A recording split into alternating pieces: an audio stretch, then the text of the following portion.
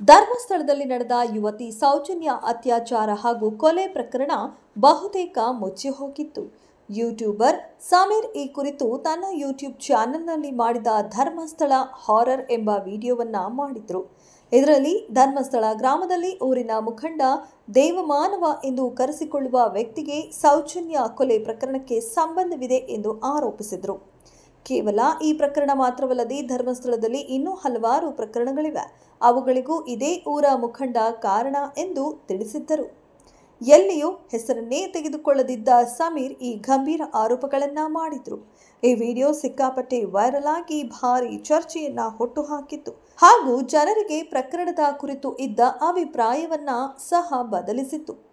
ಇದೀಗ ಸಮೀರ್ ಮಾಡಿದ್ದ ಆರೋಪದಂತೆಯೇ ಧರ್ಮಸ್ಥಳದಲ್ಲಿ ಹಲವಾರು ಅತ್ಯಾಚಾರ ಕೊಲೆ ನಡೆದಿದ್ದು, ಮೃತ ದೇಹಗಳನ್ನು ನಾನೇ ಹೂತಿದ್ದೇನೆ, ಪಾಪ ಪ್ರಜ್ಞೆ ಕಾಡುತ್ತಿದ್ದು ನಾನು ಅವುಗಳನ್ನು ತೆಗೆದು ತೋರಿಸುತ್ತೇನೆ ಎಂದು ವ್ಯಕ್ತಿಯೋರ್ವ ಧರ್ಮಸ್ಥಳ ಪೊಲೀಸ್ ಠಾಣೆಗೆ ಬಂದಿದ್ದು ತನ್ನ ಕೈನಲ್ಲಿ ಬಲವಂತದಿಂದ ಈ ಕೆಲಸ ಮಾಡಿಸಿದ್ರು ಎಂದು ಹೇಳಿಕೊಂಡಿದ್ದಾನೆ.